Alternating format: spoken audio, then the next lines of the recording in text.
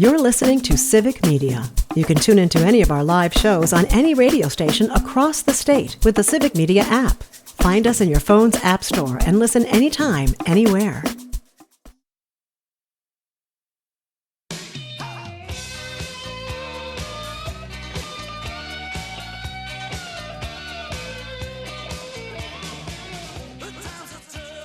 Good morning. Welcome back to Matenaer on Air. My name is Greg Bach, sitting in for Jane Matenaer, who is currently on vacation, and she just texted me again and says, yes, I still miss every single one of you. Thank you so much for being here, joining us, sticking with us through the show. I want to share with you, before we get started with everything, share some breaking news coming out of Minneapolis right now. There has been there is an active shooter at Minneapolis Church and Catholic School in South Minneapolis. Governor Tim Walz has confirmed the shooting at Annunciation Catholic School on the south side of Minneapolis. This is all coming, by the way, of NBCnews.com. ATF agents have responded to the active shooter reports, and the FBI is aware of the reports as well. Minneapolis Mayor Jacob Frey says that they are monitoring the reports of the horrific violence in South Minneapolis, and the emergency response team has been activated. As we know more, we'll share with, of course, but it is absolutely a tragedy what's going on. And we're keeping them in our hearts as always, as this happens so many times, too many times, I should say. But I'm very excited, though, to have as our guest today. She is the Outagamie Democratic Chair. She is the Chair of Chairs. That is the title. Chair of Chairs is like first of the House, Mother of Dragons, Mother of Chairs. Emily. I need to come up with something. Yeah, exactly. Emily Cephos is our guest. She's back, friend of the show, been here many times. Love having her here. Emily, hello, welcome. How are you doing today? Hello, Greg. I am doing well, and I'm excited to be here with you this morning. So thanks for having me on. Of Always course. a pleasure. Yeah, always love you having around. And yeah, when I contacted you earlier, I said, what do you want me to call you? Like, your title, and you gave me like your chair of the County Chairs Association, Outagamie Dems chair, and community, or you just mom, wife, just super I wear a lot of lady. You wear a cape, and at night you fight crime. I like it. I should think of myself more. I'll have more energy maybe if I perceive myself that way. Exactly. Yes, exactly. Superman never gets tired. Yeah. But you wrote a new article for the recombobulation area, and its title is very simple and very to the point: How Democrats Can Rebuild Trust. Because in 2024, a message was sent for the voters, and I am not a member of the Democratic Party anymore, and I have a lot of thoughts on this matter. But it feels like, and I know it's less than a year into the second Trump administration, but for me personally, I feel like there's a lot of work to be done on the Democratic side, and I'd love to get your thoughts on whether we're talking, county parties, state parties, national parties. There's a lot of work to be done. Where do you see the first steps need to be taken, Emily? Sure. Yeah, I mean, we know that we're polling as a party at a 30-year low at this point. Like, we are not great at this juncture.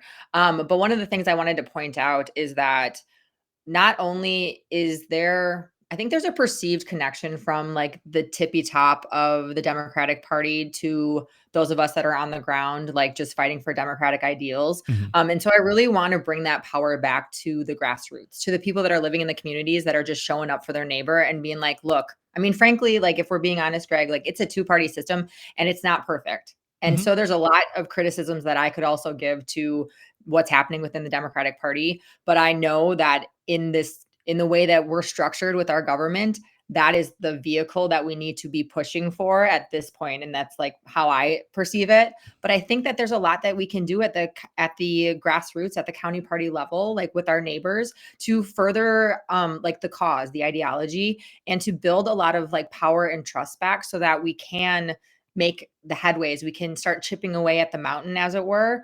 But all the while we're doing the right thing for our neighbors. And I think we forget about that. We're kind of waiting for someone to show up on a white horse and like carry us off into the sunset. And that's simply not going to happen. So let's take the power that we have like right here, right now, and start to utilize it in our own communities. I'm going to quote from the article that you wrote for the recombobulation area, specifically with regard to the perception of the Democratic Party. It says, a recent survey showed our party's favorability at a net minus 32, which is which is the worst it's been in 3 decades.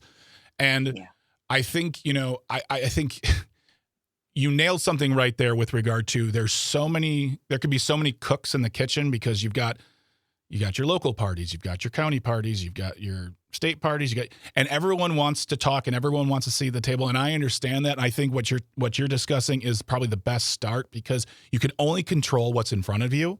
And something that, cannot be disputed. I know, because I worked on the Obama campaign in 2008. I think one of the things that really made a difference was setting up all those offices in communities, knocking on doors and talking to people. If you look at the numbers in 2000, where I was working in Wauwatosa, they voted 100% for George W. Bush. In 2008, they voted 53% for Obama. Now, some will say, well, that's not much. That's huge. From 2000 to 2008, that's huge. And I think that speaks to what you're talking about of the grassroots level, the discussions, the community conversations. And I think that's where we can do the best good, is by just having those good talks with people. I mean, I think that's how you break through the noise, right? Like you are being bombarded with information, whether it is from news channels or from the money players, I guess, when it comes to our politics. But to your point, what makes a difference is talking to your neighbors. And I think that we need to employ all of the people that care about their communities in that way to start doing that again, because we're able to silo each other off, and we too often are like, politics is taboo. That's what we're taught in the Midwest as far as like our culture is concerned. And we need to get back to connecting the hurt that people are feeling outside their front door to the policy decisions that were made to lead to that hurt, because oftentimes it is politically tied. And frankly, people are working too hard to like dig into the weeds about like what the legislation was, what passed in committee, who did what. So we need to do that for them. I mean, I get paid to look at the news every day from multiple news sources. And sometimes people will say, did you hear that story? I'm like, how did I miss that? Or you have to remember, oh yeah, Trump said that 3 months ago. I can't believe I forgot that. I feel like this was the first election in 2024 that podcasting really played a part. And that's a whole new level. Social media came in, that was one level. Podcasting, especially, because you saw bro podcasts having on all the quote cool. And I'm going to say this, and I know people don't like it. I think one of the reasons Donald Trump won in 2024, and you might not like this, as a brand, he's cool. He has cool branding, cool merch. He said he's the guy who's like, hey, you want to have Taco Bell for breakfast this morning? Let's do it. You can do it. You're American. And people hook onto that thing of just like what that brash individualism. And that came across in a whole new medium. And so now in 2025, Democrats are left saying, what do we do next? How do we do this? And as you put in the article, it doesn't come with a slogan, and it can't be finding the Joe Rogan or hoping for a blue wave or new Obama. It's about really doing the work and investing the time.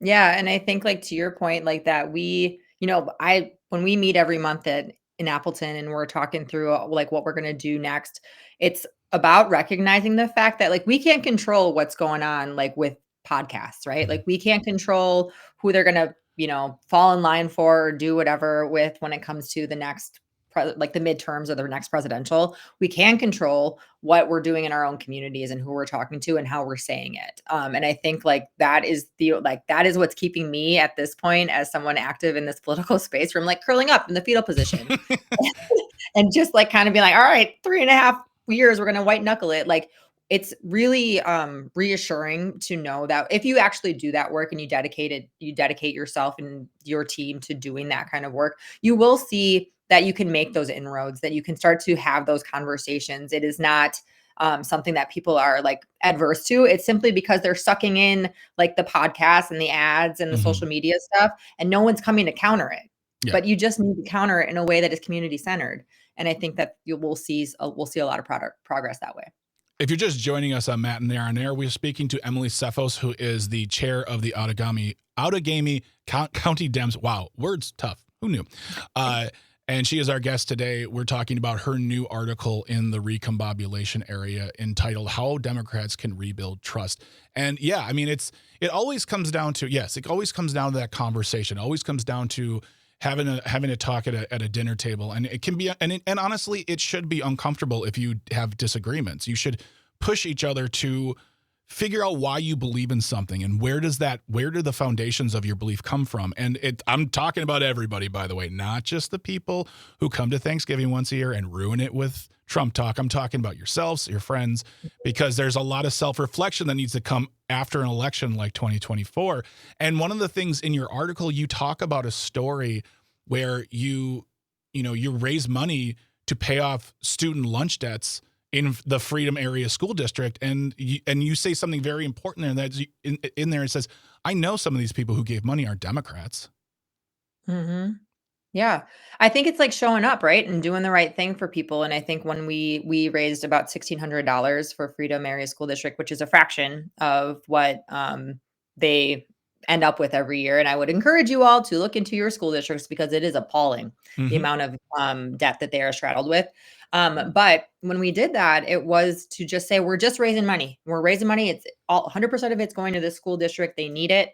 It will help to alleviate some of, the stress that they're feeling. And then when we did it and people asked why, we said the reason that these school districts are straddled with tens of thousands of dollars in lunch debt is because we've been underfunding them. And so they have nothing to grab from. There's no piggy bank that they can take this money from because they are already in the red on so many other issues. And if we'd fix some of that stuff, we wouldn't have to do this as a community. And so we connect the hurt, we connect what is happening at our local community schools to the policy choices that have been made that have led us to this consequence. Because again, we need to be connecting the dots in every way we can.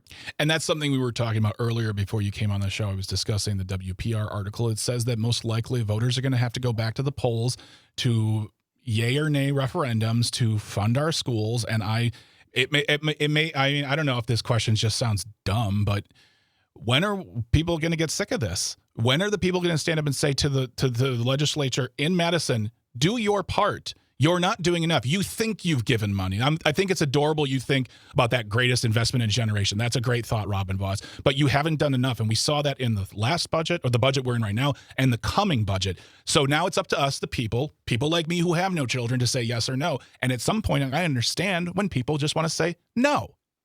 Well, and they're not only doing the underfunding, but they're also simultaneously maligning the work that's being done in our schools. So they're saying we gave them all that money. They shouldn't, really they should be thankful kind of thing. And then you as a citizen that might not be as engaged, that might not understand all of what's happening in Madison are saying, you're right. I just raised my property taxes 4 years ago. Why am I doing this again? You must be wasting it. Because that's what they told me. And so we're discrediting our public school systems. And the goal is privatization. We need to say that part out loud. Oh yeah. So. Yeah. I mean, and we said it earlier too, is like there'd be a lot more money in the pot if we just stopped funding an entire second school system in this state. But that's a whole other conversation. We can keep going after we go grab some snacks. But before we do that, that's the other, I think that is a big problem, though, that Democrats have to reckon with. And it's been kind of the worst kept secret in the world. When Republicans say, we gave you the money and the schools still aren't doing good. Why do you want to raise your taxes? That's an easier soundbite to digest and repeat to your buddies than it is to say, here's the information on why the system is failing us right now. And people are like, I don't want to learn. I don't have time to listen to this. I've got things to do. So we're going to keep this conversation going with Emily Cephos, who is the Outagamie County Dems chair, also author of the new spot in the recombobulation area called How Democrats Can Rebuild Trust. Don't go anywhere. We're going to keep it going. Want to hear from you. Call us, text 855-752-4842 on Matenaer on the Civic Media Radio Network.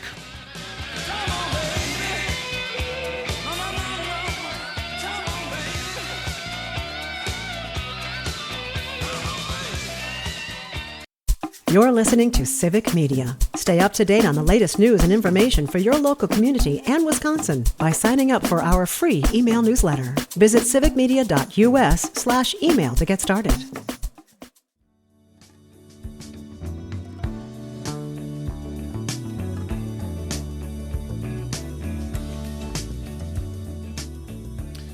Good morning. Welcome back to Matenaer on Air on the Civic Media Radio Network. My name is Greg Bach, sitting in for Jane Matenaer, who is currently not here, but she loves you. We are talking to Emily Cephos, who is the chair of the Outagamie County Dems, and we are discussing her new article in the Recombobulation area entitled How Democrats Can Rebuild Trust. And we're discussing that. If you want to get in touch with us, you can call or text. The number is the same, 855-752-4842, 855-75-CIVIC. Leave a comment on the live stream on Facebook, YouTube, or what we in this house still call Twitter. And something that I want to quote really quick from that article, Emily, is what you have right underneath that title. And I think this is an important aspect of the conversation because there's reckoning that needs to be done. There's self-reflection that needs to be done post-2024. Is that, here's the quote: "We don't need to wait for permission. We don't need the perfect polling memo or a six-figure campaign budget or even consensus on every issue. What we need is already here." And I think that's an important thing because, again, say what you will about the GOP, and I've said this for a long time, they vote together, they stick together, they win together. And that is something the Democrats have always had a problem with, is that we have an issue whatever, take whatever issue you want to pick, one of the big ones.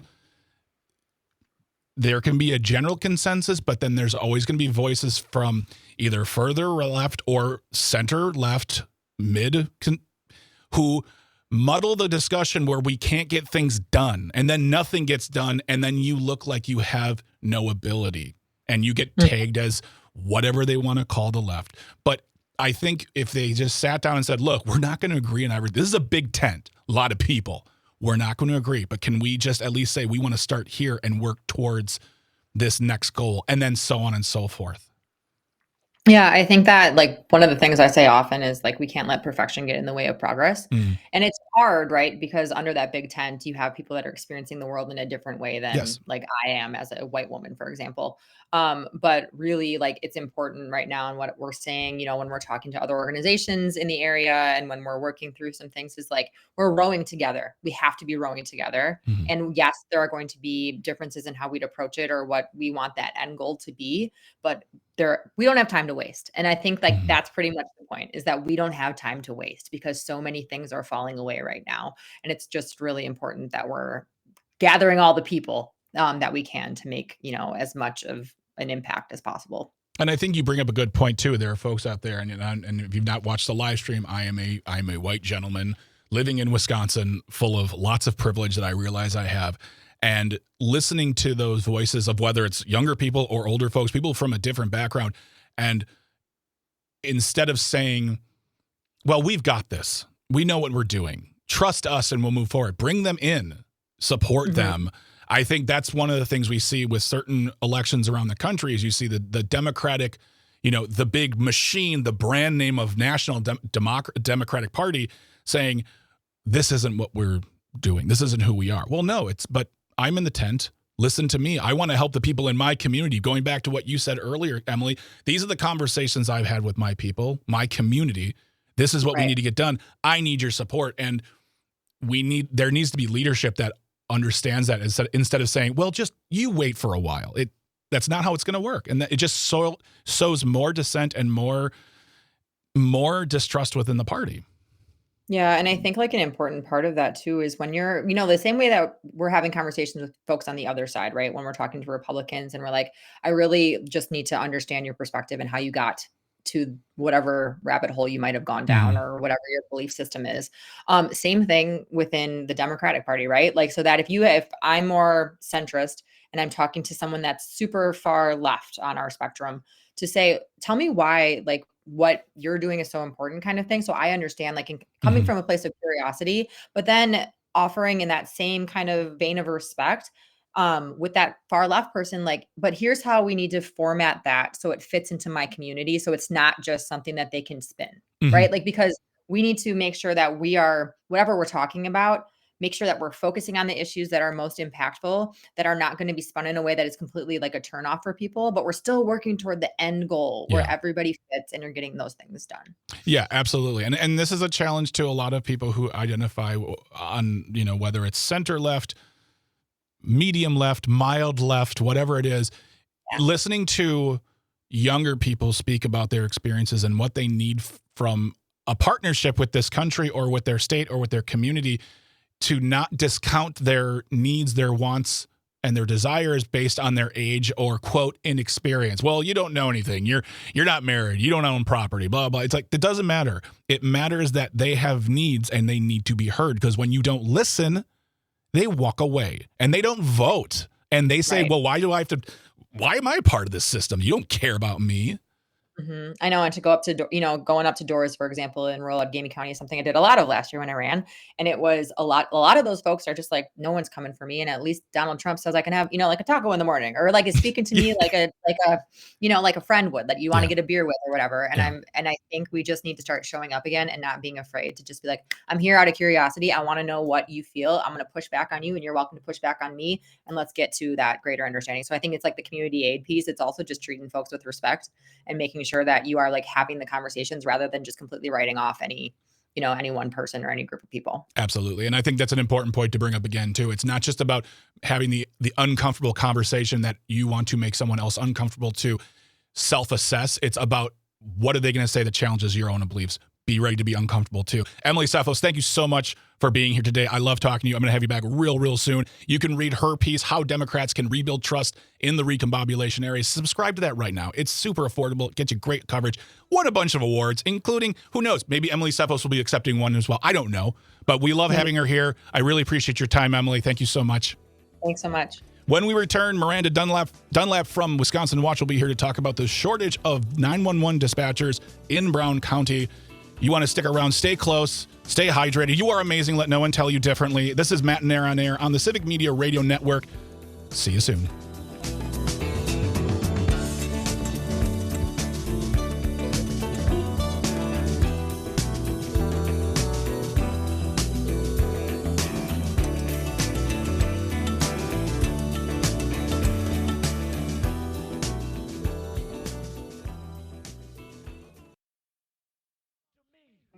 Old alley cat looked at me and said, "My son, cheese and crackers, anyone?"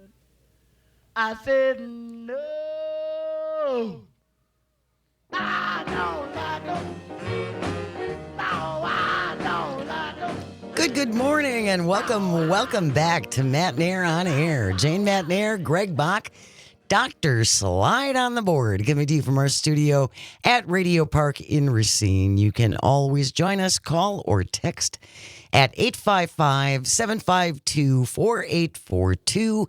Leave a comment if you're watching on the live stream on Facebook, YouTube, and what used to be Twitter. Just a reminder, if you would like to help support Civic Media, you can always go to our Civic Media store.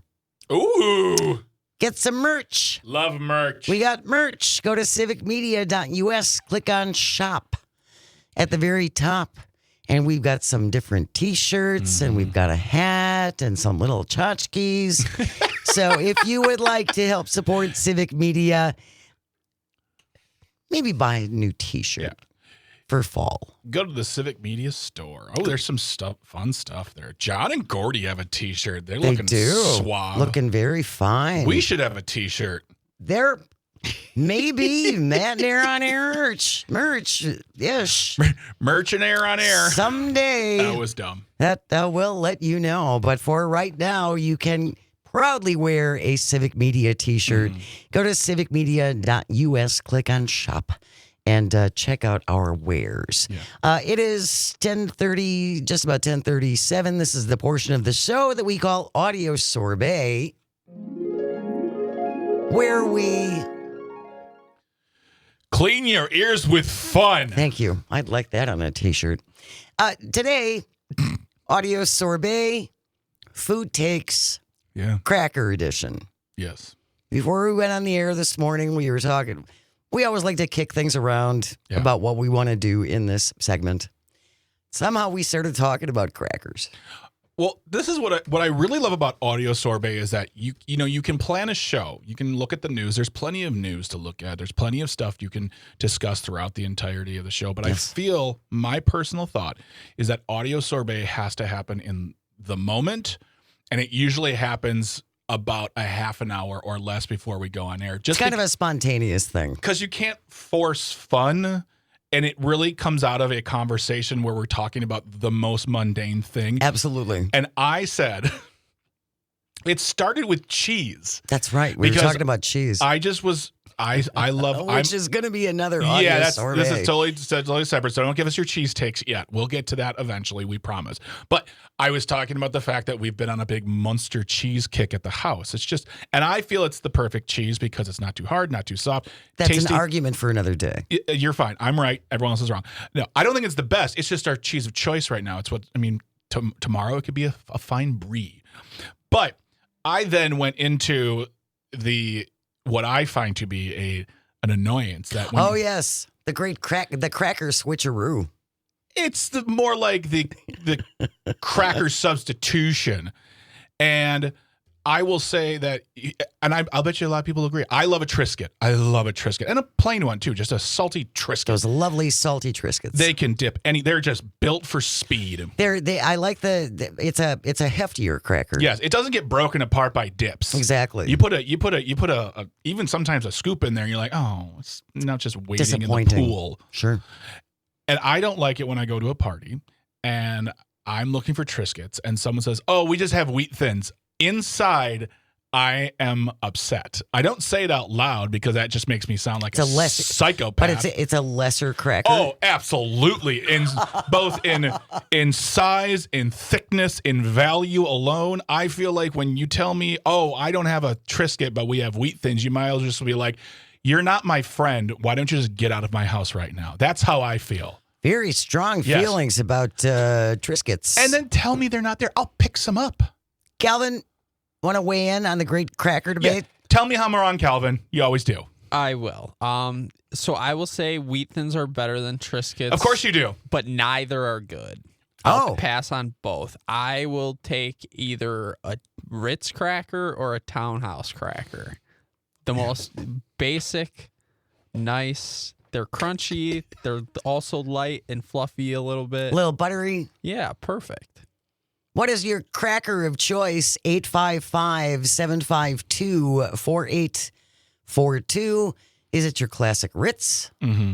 Is it perhaps the regular Triscuit? Mm-hmm. And don't even give me I don't even The need garlic flavored, Yeah, all I the don't need herb that. flavor, the fancy flavored crackers? No. Oh, no. You like I don't need flavored Triscuits. Just give me the good The old fat regular the original. run of the mill Triscuit cracker and salt.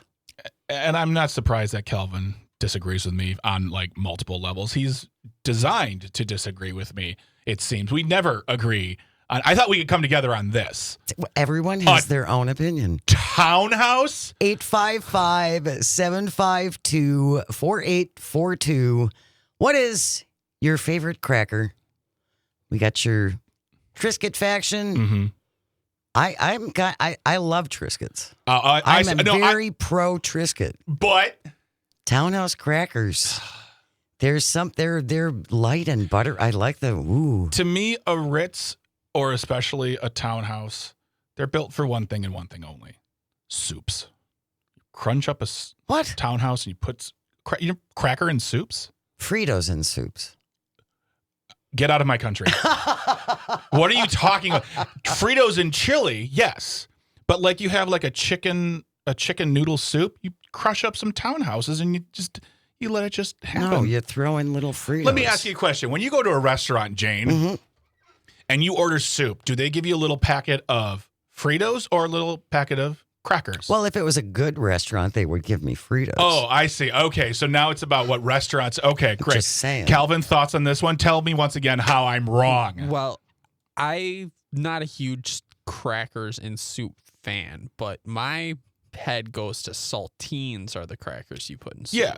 So, to me, to me, a Townhouse, a Ritz, or saltines, those are all the same in my opinion. Saltines are considerably grosser. No, Calvin, don't stop there. Please finish that thought. They're like, I don't know, they're thinner and more stale tasting. They have less flavor. There's not a lot of taste to a saltine cracker. Well, let's be fair, everybody here. If you took the salt off of any one of these aforementioned chips, they taste like nothing. It's once again, It's a delivery system. It's a salt delivery system. But yeah, Got some texts coming in. By the way, let us know where you stand on the cracker issue at 855-752-4842. John from Oshkosh, any cracker is good if it came from a barrel. Yuck, yuck. kaboom! Ha! Add some venison sausage and cheese. Good eating. Oh yeah. Liz from Saukville, Cars water crackers. My husband likes those. Those two, though, they don't even have any salt on them. No, and it's funny because I only know Cars water crackers from a song from a comedy duo from Australia where they used Cars crackers as the main point of the character. Wow. She's the greatest cracker packer ever. I'll play it for you someday. You will laugh hard. Good to know. Yeah, that one is saltless and tasteless. But hey, but if that thing is if you're doing the whole venison sausage and cheese. Again, delivery system. When venison and sausage, I use the venison as the cracker. As the cracker. Yeah. Liz from Saukville, Sarah from Green Bay, chicken and a biscuit. What is that? You've never had a chicken and a biscuit cracker? No. Oh, they're yummy. Chicken and a chicken. They're very specific. In a biscuit. I am learning new things. So it's a savory cracker that tastes like chicken. Okay, I dish it. Okay, all right. It's kind of yummy. I see. I thought actually, if you said to me chicken in a biscuit, I would think of some like heavy duty, gut filling breakfast dish. We're talking serious stuff here. Crackers.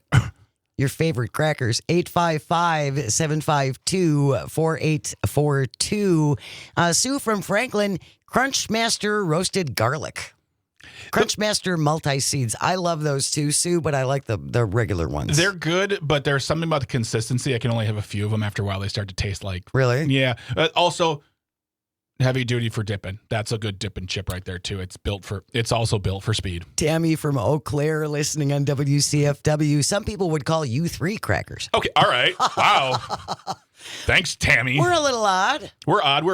We embrace it. We're like That's fine. We're like the Liberty Bell. Favorite crackers for audio sorbet today, 855-752-4842. You got your Triscuit faction. You got your Ritz people. Then there's the Saltine, which I think it's a smaller group, at least from what we're seeing. Yeah. I like a Saltine. I guess I would say that then, I like a Saltine for soup or a Townhouse for soup. I don't really mess with Ritz too much. It's not really my doesn't do much for me, no. Matt from Richland Center. Calvin, you need to butter the Saltine. That is yummy. Well, yeah, that's a given. I would never eat plain saltines. Saltine isn't a great cracker for like cheese. Like I would never eat cheese and crackers with saltines. I don't disagree with you at all. And honestly, I really think saltines are only designed for upset stomachs and soup. That was the go-to when we were sick. Yeah, it was ginger ale and saltine crackers. You really have so many more cracker options when it comes to like. Have you been down the cookie cracker aisle at your grocery store lately? It's unbelievable. That many? Oh yes. Oh yeah. Yeah. There are going to be 47 different varieties of crackers. I didn't know we needed that many. Is there a cracker you dislike? That is anything with the rosemary flavorings. Okay. When they start getting into the floury things in food, I am very anti that. Okay. It's like lavender infused ice. No, I don't want. No, don't infuse it. I think when you hear something like lavender or infused, it's their way of saying this is $1.50 cheap, more expensive. Whenever you use that language, I've said this before, and I'll say until the day I die. It might even be on my gravestone. Flatbread is just expensive pizza. That's all that is. That's all that is. There you go. Colleen from Richland Center listening on WRCE. Oyster crackers. They are not fishy. No, and that's not a bad little handful snack. They're also terrible for soup because it takes a decade for them to soften. They're so just rigid. You gotta sink them. Guess. Oh, I didn't realize there was. You have to hold them under. I'm literally looking up. I gotta drown those. Drown my I'm trying to find crackers. Pretzels? What is a pretzel? It sounds like a pretzel cracker. Yeah, I think it's those flat pretzels. They look like pretzels, but they're flattened. I'm looking at all of the crackers now. Wikipedia has a page. There's a billion crackers. There's a billion crackers out there. 855-752-4842 before we move on. Ooh, a cheese cracker. That looks really good. I mean, does Do goldfish count? Yes, I would. Yes, Does because it? yeah, it's just Because you can't really put anything on it. You're not trying hard enough, lady. Oh, okay. I mean, I have to work you take one of harder. those with peanut butter. Come on now, or whatever you want to put. You know what? What cracker I've grown out of over time that you loved when you were a kid? Graham. Graham cracker Just and don't- butter. Eh. Oh, that's also a childhood favorite. Graham All right, crackers but are underrated. A s'more hits the spot every All right. time. True. Calvin gets the last word. When we return, we will wrap up the show as we always do with This Shouldn't Be a Thing. Today it is the This Blows edition. Stay with us. You are listening to Matenaer on air on the Civic Media Radio Network. We'll be right back. Cheese and crackers, anyone? I said no. I don't like 'em. No, I don't like 'em. No, I don't like 'em. That's why I said no. You're listening to Civic Media. Find the latest news, information, and archives of all your favorite shows on the Civic Media website, civicmedia.us.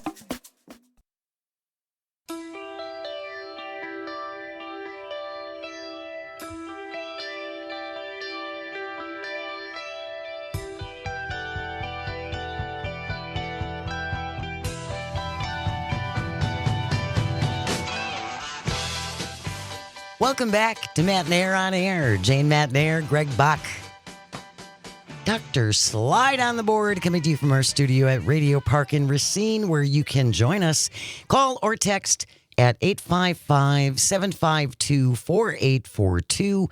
Leave a comment on the live stream on Facebook, YouTube, and what used to be Twitter. We do have baseball later on today.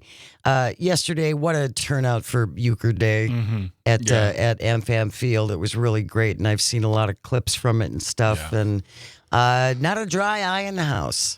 No. Not a And- dry eye in the house. It was pretty wonderful. Yeah, I went to the game on Friday night with Dan Schaefer. I saw. Disappointing weekend for games. Amazing game on Friday night. Oh my God, I saw a good one. You guys saw a good one. I screamed and yelled so hard I almost fell into my chair because I couldn't breathe. I was so excited. But seeing the statue of Euchre, just I mean, he's just part of our history. He's Absolutely. ingrained in our DNA as Wisconsinites and baseball fans and Americans. And Americans. Yeah, it was just great to see him honored yesterday. Coming up on the show tomorrow, Pat Kreitlow will be here. I will not. Why not? I am taking a little time off. Why is everyone doing this to me? Calvin, what's going on? Calvin got time off. I'm getting time off. You're going to be here. I'll be here. Greg Bach will be here. Calvin will be here. A cavalcade of stars. I'm taking the reins and we're going to make a move. He's going to change things. I'm going to change things. I appreciate you guys holding down the fort while I'm I will be signing gone. so many executive orders tomorrow. You're going to completely change the show when I'm gone, aren't you? It's gonna be Greg on air when I get back. So don't ever say that it's title gonna again. be just fine. It's getting late, Calvin. 10:54. That means it's time for. This shouldn't be a thing. As always, if you find a thing you think should not be, send it into Greg and me at janesays@civicmedia.us. JANESAYS. Jane says at civicmedia.us. This is from the Miami Herald. Helena Wegner with the byline. I just like the headline. Wendy's customer tries to pay for food with cocaine. It went poorly. A 27-year-old man tried to pay for his Wendy's order in Colorado with cocaine, according to deputies. It did not go as planned. The man pulled up to the drive-thru in July in Castle Pines, Colorado. He asked if he could pay for his meal with drugs. Then showed the clerk a bag with a white powdery substance resembling cocaine. Hey, can I give you this for a burger? The fast food worker told him no. And the guy said he would wait for them to see if they changed their mind. You're lying to me, Ryan. This And is a then sketch. Went into the restaurant. This also could have been entitled "Man Tries Really Hard to Get Arrested in Colorado Wendy's." Deputies say they looked in his vehicle and saw a white substance lined out in plain view.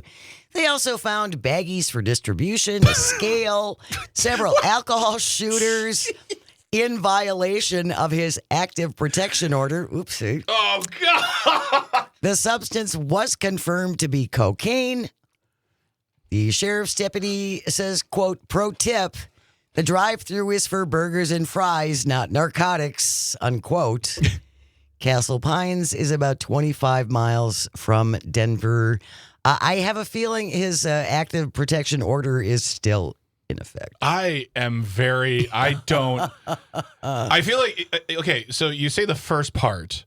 Okay, you're like, all right, weird. Then he goes in and Then he goes into the restaurant. But it all makes sense when they bust him because you're like, oh, this is a car that is an active drug party. Like this is a 24-hour was a party rolling people dealer. thing. Yeah, so of course he just thinks that because, hey man, I want to get a Baconator. You take some blow for it. I got some of the good white stuff. Yeah. Oh my! I mean, it's once again another story that can be filed in going after Florida's trademark on this one. I feel like this could have easily been a Florida, Colorado man. Colorado, yeah. In Florida, they fight gators in each other's faces. In Colorado, they just find new ways to pay for things with drugs. With drugs. That wraps up today's episode of This Shouldn't Be a Thing. As I said, tomorrow, Pat Kreitlow will be here in hour number 1. And in hour number 2, running for Lieutenant Governor, current Wisconsin Secretary of State, Sarah Godlewski will be on the show. We'll be talking to her about her newly announced campaign for Lieutenant Governor, as well as other things she's working on. Emily Zeffos going to be here later on this week. She'll be here on Wednesday. She's fabulous. And then, of course, a cavalcade of stars, including Angela Lang will be my guest co-host this coming Friday. She is magnificent. Along with Dan Schaefer, too. It's going to be very, very fun. Going to be great. Thank you, Greg and Calvin and all of our engineers and everyone at Civic. Without you, nothing works. And thank you, most of all, for calling and for texting and for listening. It means the world. I hope you find some joy today and you get the chance to share it.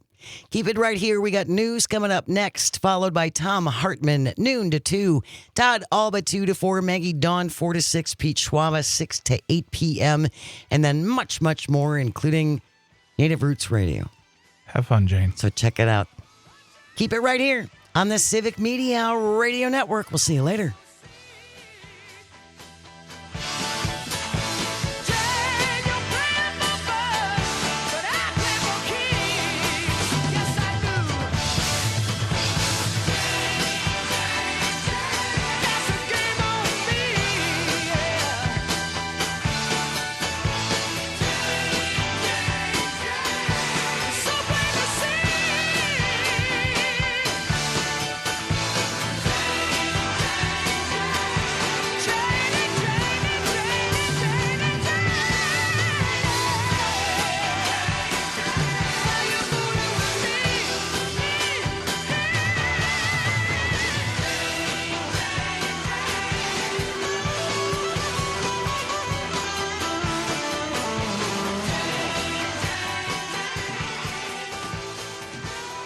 The national news cycle never stops, but it can be hard to find news about your local community. Civic Media is dedicated to providing quality local and state news coverage across Wisconsin. With the Civic Media app, you can get notifications about local stories that matter to you and your community. Find the free Civic Media app in your phone's app store and choose notifications from the menu to tell us what kind of news you want to hear about.